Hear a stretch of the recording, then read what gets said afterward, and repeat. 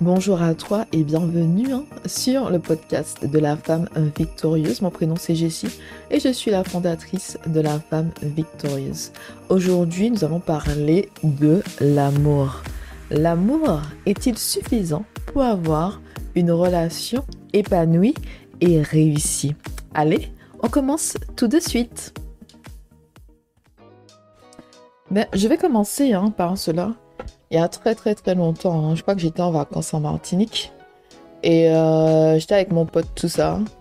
Et on parlait en fait d'une connaissance et tout, d'une connaissance de ses problèmes au niveau des relations amoureuses et tout. Et puis, mais aussi d'une façon générale par rapport aux femmes, d'accord? Pourquoi les femmes elles se retrouvent dans des relations toxiques et abusives? Pourquoi elles se retrouvent avec la mauvaise personne et tout? Et puis il m'a dit ça, il m'a posé la question, il m'a dit mais je comprends pas, pourquoi la plupart des femmes sont si intelligentes, elles sont vraiment intelligentes et tout, elles réussissent tout, c'est-à-dire que à l'époque on parlait en fait du diplôme, elles ont un travail, elle a une voiture, elle a une maison et tout, mais quand il s'agit en fait des hommes, il m'a dit, je te dis comme il m'a dit, pourquoi elles sont si connes, pourquoi elles sont connes comme ça? Mais c'est mon pote, donc on parle à cœur ouvert, donc il me dit les choses, il n'y a pas de... On passe par quatre chemins, il m'a dit les choses comme ça, donc je te répète les choses comme ça, je vais pas faire semblant qu'il n'a pas utilisé le mot conne, il a bien utilisé le mot conne. Et moi, je lui ai dit... Et moi, en fait, quand il m'a dit ça, j'ai pris le temps de réfléchir, j'ai pris le temps de réfléchir 2 secondes à ça. Et je lui ai dit, mais en fait, c'est tout simplement ça, c'est qu'on n'a pas de connaissances, tout simplement, nous n'avons pas de connaissances. Normalement, en fait, les connaissances commencent à la maison, c'est-à-dire que tu dois avoir de bons exemples à la maison, c'est-à-dire comment, par exemple, ton père traitait ta mère, parce que ton père, c'est vraiment, en fait, le premier exemple que tu as d'une relation, c'est-à-dire que c'est à la maison que tu vas voir comment ton père traite ta mère et comment ta mère traite ton père, quelle relation qu'ils ont, est-ce que c'est une relation de paix, remplie d'amour, de paix, d'unité et tout, ou encore c'est une relation toxique et abusive, ou c'est une relation chien et chat, c'est-à-dire qu'aujourd'hui ça va, demain ça va pas, aujourd'hui ils crient dans la maison, demain ils sont ensemble, voilà, c'est des hauts et des bas, ils ont tous les deux des comportements toxiques et abusifs, et ils se font tous les deux mal et tout, quotidiennement, tu vois. C'est vraiment dans la maison qu'on a d'abord ce premier exemple de relation. Est-ce que c'est une relation saine que tes parents avaient? Une relation toxique et abusive, une relation avec vraiment c'était le chaos, les disputes tous les jours et tout, donc c'est vraiment dans ça. Et le problème qui se pose, c'est que c'est pas tous les pères ou très peu de pères en fait font l'éducation de leur fille, c'est-à-dire vraiment dire à leur fille qu'est-ce qu'elles doivent rechercher chez un homme, d'accord? Qu'est-ce qu'elles doivent rechercher chez un homme. Et puis il y a aussi ça, c'est que de nos jours en fait, on recherche pas un mari, on recherche un petit copain, d'accord? Donc il n'y a pas cette idée là de je cherche un mari, c'est plutôt je cherche un petit copain. Mais ça dépend vraiment des sociétés, d'accord? Des sociétés, de la culture, de la tradition, pardon, du pays dans lequel tu évolues, tu as grandi, tu es né, tu évolues, tu habites, et tout ça dépend vraiment parce que j'ai rencontré beaucoup de Nigériens, Ghanéens en Angleterre, à Londres plus précisément. Et eux tous, le but c'est vraiment de se marier. C'est-à-dire qu'ils ne recherchent pas une petite copine, ils recherchent une épouse. D'accord? Donc le mode de pensée est différent quand on cherche une épouse que quand on cherche une copine. D'accord? Quand on cherche une épouse, on voit vraiment l'engagement à vie. D'accord? On regarde les critères. Est-ce que cette personne-là est compatible avec moi? Mais quand dans ta tête, tu recherches un petit copain, c'est pas la même chose parce que le petit copain, c'est vraiment ça. Il y a ce caractère temporaire. Ce caractère temporaire. Mais aussi cette idée en fait que si ça ne marche pas dans 5 ans, tu vas pouvoir chercher une autre personne. Il n'y a pas vraiment en fait la réflexion derrière. Voilà, j'ai rencontré cet homme-là. Est-ce que je vois en lui un mari? D'accord?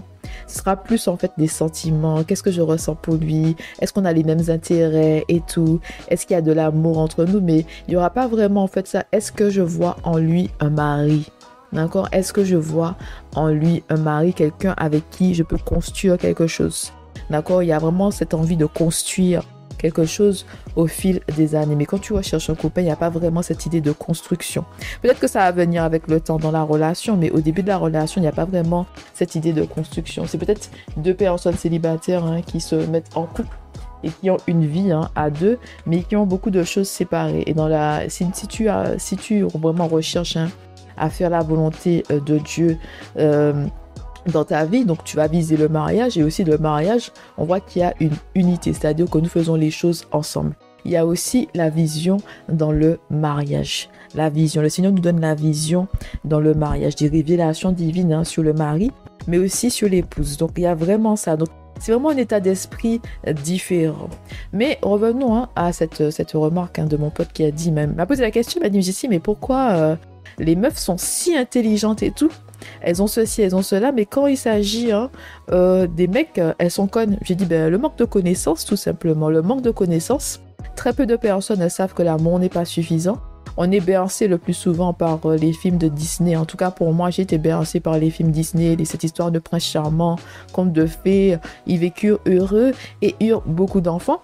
Il y a aussi, en fait, quand je prends le temps d'y réfléchir, on ne sait pas, en fait, à 18 ans, que l'homme ne réfléchit pas comme une femme. D'accord? Ce qui est logique pour une femme n'est pas logique pour un homme.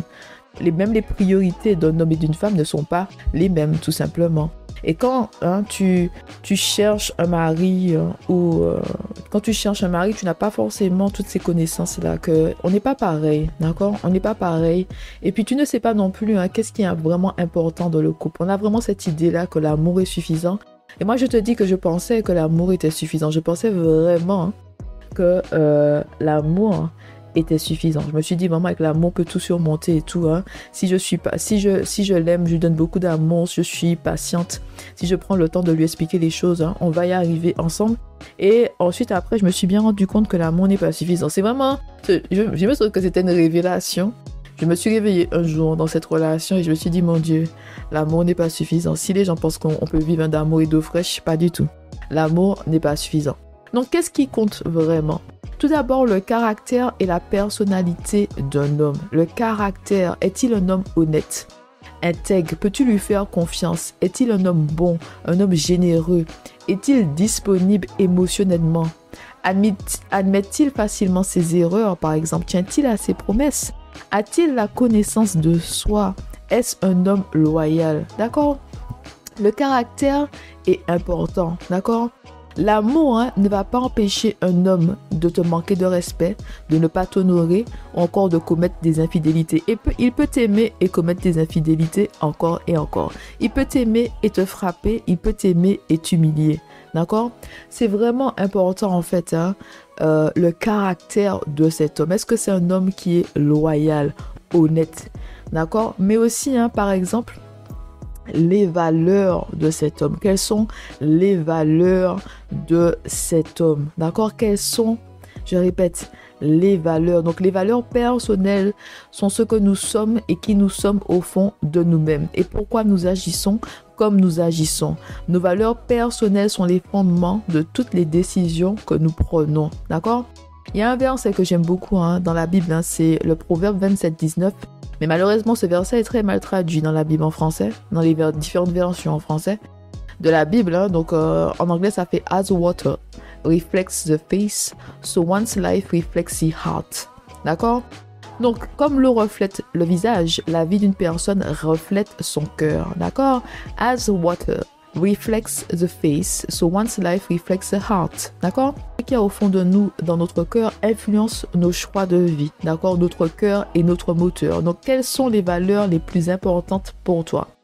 Par exemple, moi, c'est l'amour, le respect de l'autre, l'honnêteté et la loyauté. D'accord? Pour moi, c'est vraiment important. L'amour, c'est vraiment important. Je veux vraiment avoir des personnes, par exemple, qui sont autour de moi, qui m'aiment vraiment pour ce que je suis, qui ont vraiment cet amour, l'amour de Dieu, d'accord? Et dans une relation pareille, c'est très important pour moi, l'amour, d'accord?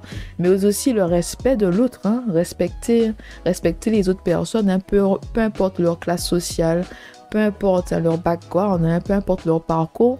C'est important pour moi le respect des autres, peu importe la couleur de peau aussi, tes langues maternelles.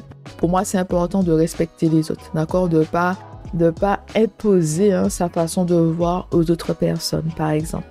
Et aussi l'honnêteté et la loyauté. Moi, je préfère que les gens me disent la vérité, même si la vérité fait mal, que le mensonge.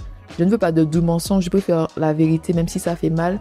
Et pour moi, ce qui est important, c'est la loyauté. Savoir que cette personne est loyale et qu'elle ne va pas me trahir. C'est très, très, très important pour moi. D'accord?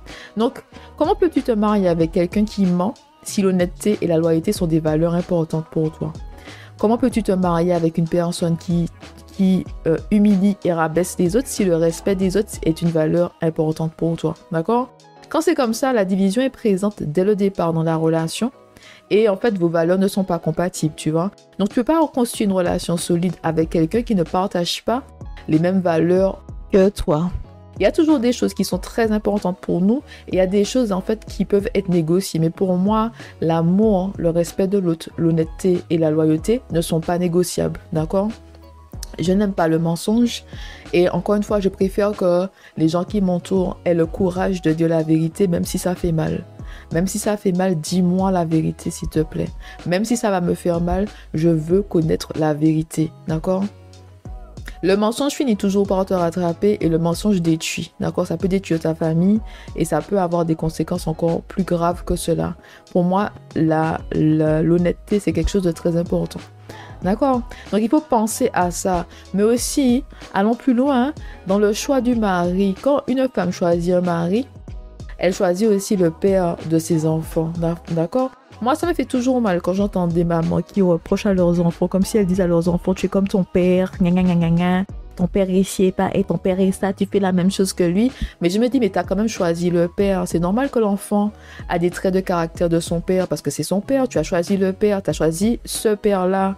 Tu as choisi cet homme-là qui est devenu ce père-là. Tu as fait le choix, d'accord? Maintenant, tu reproches à l'enfant d'être comme son père, l'homme que tu as toi-même choisi. Pour moi, ce n'est pas logique, d'accord? Alors, je t'ai dit que le caractère d'un homme est important. Sa personnalité est importante. Si on prend le cas de l'infidélité, au fil du temps, j'ai vu que l'infidélité, il y a des hommes qui ont un esprit d'infidélité. Ça veut dire que peu importe qui tu es, peu importe qu'est-ce que tu fais pour eux, peu importe quels sont les services rendus, ils vont toujours commettre des infidélités parce qu'ils ont un esprit d'infidélité, d'accord? Ils n'ont pas de loyauté en eux. Ils sont guidés par le plaisir de la chair et la convoitise des yeux, d'accord? Le plaisir de la chair. Donc, ils sont guidés en fait par la chair, les désirs, ce qu'ils voient, ce qu'ils ressentent, d'accord? Ils voient, ils veulent, ils vont à la chasse et ils obtiennent ce qu'ils veulent. Peu importe les conséquences de leurs actes, ils pensent à eux-mêmes, ce que j'ai envie maintenant, ce que je désire maintenant, d'accord? Donc, peu importe ce que toi tu fais, peu importe l'amour que tu vas donner à cet homme-là, d'accord? Peu importe l'amour que tu vas donner à cet homme-là, peu importe ce que tu vas faire pour lui, ça ne va rien changer. Tu as pensé que le problème vient de toi, mais pourquoi il m'a trompé et tout? Qu'est-ce que j'ai fait? Qu'est-ce que je n'ai pas fait? Ça n'a rien à voir avec toi. C'est tout simplement que cette personne a un esprit d'infidélité, d'accord? C'est en lui, ok? D'accord? Il n'est pas en fait motivé par l'amour pour toi, mais plus par le désir de sa chair. Donc oui, il t'aime, mais oui, il va te tromper, d'accord? Tout simplement. Oui, il t'aime, et oui, il va te tromper, d'accord? Il y a des hommes qui vont tomber, la tentation, il y a des hommes qui vont tomber et tout. Mais il y a des hommes que c'est vraiment pas en eux, l'infidélité, d'accord? Ils peuvent commettre une erreur, mais ils vont faire le nécessaire pour se rattraper, pour demander pardon, pour faire les actions pour que leur femme puisse leur faire confiance à nouveau, d'accord? Il y aura vraiment ce cœur et cet esprit repentant de j'ai fait une erreur et ça ne va plus arriver. Je vais faire le nécessaire pour sauver mon mariage, pour sauver mon couple, d'accord?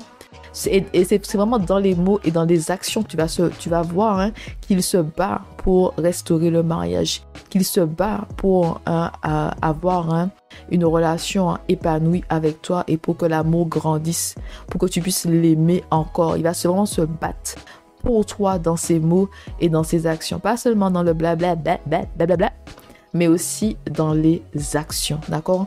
Les actions, l'amour se traduit aussi par les actions, pas seulement le blablabla. Je crois que c'est marqué dans la Bible quelque part. Donc, c'est écrit dans la Bible que l'amour aussi se traduit par les actions. D'accord? Donc maintenant, il y a aussi l'objectif, les objectifs de cet homme, c'est-à-dire quels sont les objectifs, quel est l'appel dans sa vie. Parce que si tu es avec un homme et que cet homme-là n'a pas de vision, ben vous allez nulle part ensemble. Vous allez nulle part ensemble. Qu'est-ce que tu fais? Il y a beaucoup de femmes. Moi, je suis sûre que tu as des exemples comme ça. Il y a beaucoup de femmes qui sont avec des hommes qui ne vont nulle part. Ils n'ont pas d'ambition. Oui, ils ont un travail, ils ont une voiture, tout ça. Mais où est la construction d'un avenir? Où est la vision, par exemple, pour la famille, pour le couple, pour les enfants? Il n'y a pas de vision, d'accord? Quand tu lis la Bible dans Genèse, chapitre 2, verset 21, on te dit que la femme, Dieu a créé l'aide, une aide qui est son vis-à-vis. Mais quand tu es à côté d'un homme qui n'a pas de vision, tu l'aides à faire quoi? D'accord? Qu'est-ce que tu fais? Là, normalement, on doit avoir la vision de Dieu, c'est-à-dire que Dieu nous donne une vision pour le mariage, pour le couple, et nous travaillons en fait pour pouvoir accomplir cette vision-là. C'est-à-dire qu'il y a vraiment une vision à long terme. Nous savons pourquoi nous faisons des choses, nous savons pourquoi nous faisons des sacrifices, nous savons pourquoi nous élevons nos enfants d'une manière et pas d'une autre. C'est parce qu'il y a une vision dans la famille. Mais quand tu es avec un homme qui n'a pas de vision, qu'est-ce que tu fais avec lui? Qu'est-ce que vous construisez ensemble, d'accord? Un château de sable. Donc c'est important en fait de vraiment d'être avec quelqu'un qui a une vision, d'accord? Une vision qui voit loin. C'est écrit dans la Bible que sans révélation divine, mon peuple se laisse aller. C'est parce que tu as besoin de voir, d'accord? Pour pouvoir faire des actions, pour que la volonté de Dieu s'accomplisse dans la famille, s'accomplisse dans la vie de couple, s'accomplisse dans la vie des enfants. Il y a une vision, d'accord?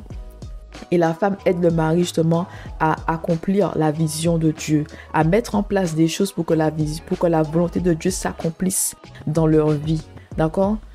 Il sait pourquoi il fait certaines choses, tu vois. Donc quand il a des projets, il va venir te disant, voilà ce que je compte faire, voilà ce que Dieu a placé dans mon cœur, et voilà ce que je compte faire et tout cette année, dans les 3 prochaines années et dans les 5 prochaines années. Il a une vision, il sait là où il va, d'accord? Et c'est plus facile justement d'avoir ta place quand l'homme sait, l'homme connaît déjà sa place. Si l'homme a sa place, c'est plus facile pour toi d'avoir ta place et de l'aider dans la réalisation de cette vision que Dieu lui a donnée, d'accord? C'est-à-dire que tous les deux en fait en train de servir le Seigneur, d'accomplir la volonté, de faire la volonté plutôt de Dieu dans votre vie. Donc c'est beaucoup plus facile comme ça. Et même par rapport à nous les femmes de Dieu avec ce mot soumission, ce vilain mot dans la Bible, soumission. Femmes, soumettez-vous. D'accord? Mais soumission, en fait, c'est parce que on ne comprend pas le mot soumission. Soumission, c'est vraiment être sous l'autorité de son mari, d'accord? Être sous l'autorité de son mari. Mais il faut savoir que les enfants sont sous l'autorité des parents, la femme est sous l'autorité du mari, le mari est sous l'autorité de Christ, Christ est sous l'autorité de Dieu. C'est-à-dire que tout le monde est sous l'autorité de Dieu. Tu veux pas, c'est difficile pour une femme d'être soumise à un homme qui n'est pas soumis à Christ parce qu'il n'a pas de direction, d'accord? Il va là où le vent l'emmène, d'accord? Il se réveille le matin. Si le vent c'est vers le nord, mais il va vers le nord, d'accord, mais il n'a pas cette comment dire ça, cette vision. Il n'est pas sous l'autorité de Dieu. Il ne fait pas les choses selon le Seigneur, d'accord? Donc c'est selon ses désirs, selon ses envies, selon sa sagesse humaine, d'accord? Et ce qu'il faut savoir aussi, c'est que quand tu es sous l'autorité d'un homme, il te protège, il t'aide à devenir la meilleure version de toi-même et aussi il pourvoit à tes besoins. Je tiens à te rappeler que les besoins ne sont pas limités aux besoins financiers, d'accord? Il y a des besoins émotionnels d'une femme, les besoins d'être écoutée, le besoin d'être comprise et soutenue, l'amour, le besoin, cette envie d'être aimée, l'amour et la bienveillance, d'accord? Dès qu'on parle de besoin, pour voir aux besoins, on pense toujours à l'argent, alors que ça ne se limite pas à l'argent et que ce n'est pas forcément l'argent, d'accord? C'est pas forcément l'argent, ok? La plupart des femmes travaillent aujourd'hui, donc c'est pas forcément l'argent. C'est besoin émotionnel. Est-ce que tu m'écoutes? Est-ce que tu me comprends? Est-ce que je sens que tu me soutiens? Est-ce que tu m'aimes? Est-ce que tu fais des actions pour me montrer à quel point tu m'aimes? Pas seulement du blablabla, s'il te plaît, mais aussi les actions. Qu'est-ce que tu fais pour me montrer ton amour? Qu'est-ce que tu fais pour me montrer que tu es bienveillant envers moi? D'accord? Maintenant, je tiens à rappeler que l'abus physique, l'abus sexuel, l'abus émotionnel et l'abus financier sont contraires à la volonté de Dieu. En effet, dans le mariage, il doit y avoir un respect mutuel entre l'homme et la femme. Hein. Il est écrit dans la Bible hein, que l'homme doit se sacrifier pour sa femme comme Jésus s'est sacrifié pour l'Église. Éphésiens chapitre 5, versets 22 à 27. De plus, il doit l'aimer comme son propre corps. Celui qui aime sa femme s'aime lui-même, d'accord? Éphésiens chapitre 5, verset 28. Enfin, l'homme doit traiter sa femme avec respect. 1 Pierre 3, 7. Et il y a aussi un passage dans la Bible qui dit que les hommes ne doivent pas être trop durs avec leur femme. Mais en anglais, c'est don't be harsh with your wife. With your wife. C'est Colossiens chapitre 3, verset 19. Voilà. Donc c'est important de savoir ça. Les abus sont contraires à la volonté de Dieu dans le mariage, dans les relations. D'accord? Donc c'est important en fait que tu saches que l'amour n'est pas suffisant. Tu peux aimer quelqu'un et tout, et ce n'est pas suffisant parce que cette personne ne partage pas les mêmes valeurs que toi. D'accord? Cette personne n'a pas d'objectif dans sa vie. Cette personne n'est pas sous l'autorité de Dieu par exemple. Et encore, ou encore dans le caractère de la personne. C'est-à-dire que le caractère, qu'est-ce qu'il y a dans son cœur? D'accord? Et encore une fois, moi je te dis que ce verset que je t'ai cité un peu plus tôt, comme l'eau reflète le visage d'une personne, son cœur reflète sa vie. C'est-à-dire que tu fais tes choix basés sur ce qu'il y a au fond de toi dans ton cœur. D'accord? Tes choix viennent de ton cœur. Qu'est-ce qu'il y a dans ton cœur? Et tu peux voir, si tu prends le temps d'observer la vie de certaines personnes, tu vas voir ce qui se trouve au fond de leur cœur. Tout simplement. Tu comprends? Donc c'est important que tu saches que l'amour n'est pas suffisant pour avoir une relation épanouie et réussie. Il faut avoir les connaissances, c'est-à-dire comment un homme fonctionne, comment il pense, comment il opère. Il faut avoir des révélations divines aussi sur ton mari. Le Seigneur peut te donner des révélations divines. Il faut que tu saches aussi qu'est-ce que tu recherches chez un homme, le caractère, sa personnalité, ses valeurs. Ok? Et enfin, quels sont ses objectifs? D'accord? Quels sont ses objectifs? D'accord? Quelle est la vision que Dieu lui a donnée dans sa vie? Ok, c'est important tout ça, parce que sinon tu vas te retrouver avec une personne qui va nulle part dans sa vie et tu vas voir que tu vas rien accomplir avec cette personne-là. Vous serez toujours au même niveau. Et ça n'a rien à voir avec les biens matériels, parce que tout le monde peut avoir une voiture, une belle maison et tout, et un bon travail. Ça ne veut pas dire que ces personnes-là sont heureuses, d'accord? Ça, c'est juste les yeux. C'est-à-dire que tu vois, oui, j'ai 2 voitures devant ma maison. Oui, j'ai une villa et tout. Oui, j'ai une piscine et tout. Ça ne veut pas dire que la relation épanouie et réussie. Il y a beaucoup de femmes qui vont dormir en pleurant et qui souffrent, d'accord? Il y a beaucoup de femmes qui sont abusées aussi dans les relations, que ce soit l'abus physique, sexuel ou émotionnel. Et tu le sais pas, tout simplement. Elles ne vont pas te raconter ce qu'elles subissent quand les portes sont fermées. D'accord? Tout le monde peut faire semblant d'avoir une relation épanouie aux yeux des autres. Ok? Tout le monde peut faire semblant de rigoler, comment il est bien. Tu vois, tout le monde peut dire ça. Mais ça ne veut pas dire que c'est la réalité. D'accord? Et c'est très facile de se retrouver avec la mauvaise personne dans ce monde. Donc c'est important de prier vraiment quand tu rencontres quelqu'un. De prier. N'attends pas les premiers rendez-vous pour prier. Dès que cette personne-là apparaît dans ta vie, montre le bout de son nez, prie, demande à Dieu, est-ce que c'est ta volonté que je sorte avec cette personne-là? Est-ce que c'est ta volonté que j'aille manger, qu'on se rencontre et tout, Seigneur? Est-ce que c'est la bonne personne pour moi? Ne va pas t'attacher avec quelqu'un, puis après tu viens vers Dieu, tu dis au Seigneur, oui, mais je l'aime, tu as dit que c'est pas la bonne personne pour moi, mais je l'aime, d'accord? Parce que de toute façon, tu peux aller avec une personne et tu seras heureuse pendant les premières années, mais la réalité va te rattraper, tout simplement. Et faire la volonté de Dieu, c'est vraiment un choix, d'accord? C'est vraiment un choix. Peu importe la souffrance que tu ressens dans ta vie de célibataire, parce que tu as envie d'être marié, tu as envie d'avoir un homme à tes côtés, faire la volonté de Dieu, c'est un choix. Tu peux faire les choses par toi-même et tu vas payer le prix à un moment ou un autre, ou tu peux faire confiance à Dieu avec l'homme qu'il a choisi pour toi. Et aussi, quand tu fais confiance à Dieu par rapport à cet homme, il faut faire confiance à Dieu aussi par rapport au temps, c'est-à-dire à quel moment vous allez vous rencontrer. Et ça, c'est dans les mains du Seigneur, d'accord? C'est vraiment dans les mains de Dieu. Je te rappelle qu'il y a un temps pour tout, Ecclésiaste chapitre 3, verset 1, et que Dieu fait toutes choses belles en son temps. Ecclésiaste chapitre 3, verset 11, d'accord? Donc c'est vraiment la confiance en Dieu. Il faut avoir confiance en Dieu pour attendre sur lui, pour trouver la bonne personne. Et laisser Dieu guider tes pas, tout simplement. Laisse Dieu guider tes pas et tout.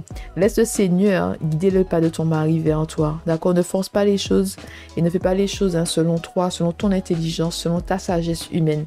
Le Seigneur sait ce dont tu as besoin. D'accord? Et en général, enfin je dis en général, mais dans la plupart des cas, le Seigneur ne nous donne pas ce qu'on veut, il nous donne ce dont nous avons besoin. Tu ne sais pas vraiment tout ce que Dieu a placé en toi et tout ce que Dieu a prévu pour toi dans les différentes saisons de ta vie.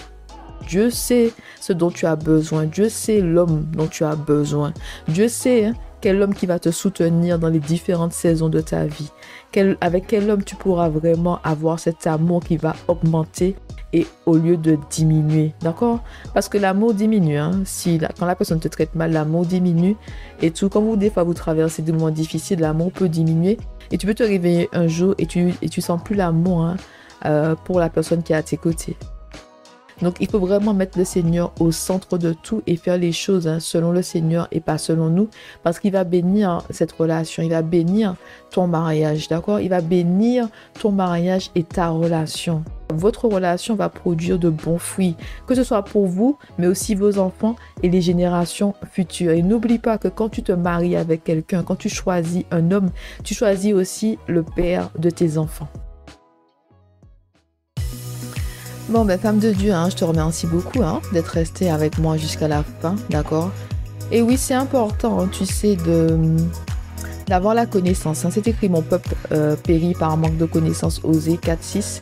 Et c'est vrai que sans la connaissance, tu péris, tu prends de mauvaises décisions et tu dévies de ton chemin. Donc, c'est très important d'avoir la connaissance, les révélations divines et d'être toujours au pied du Seigneur. Allez, c'est tout pour aujourd'hui. Et puis, on se retrouve bientôt. Allez, bye bye!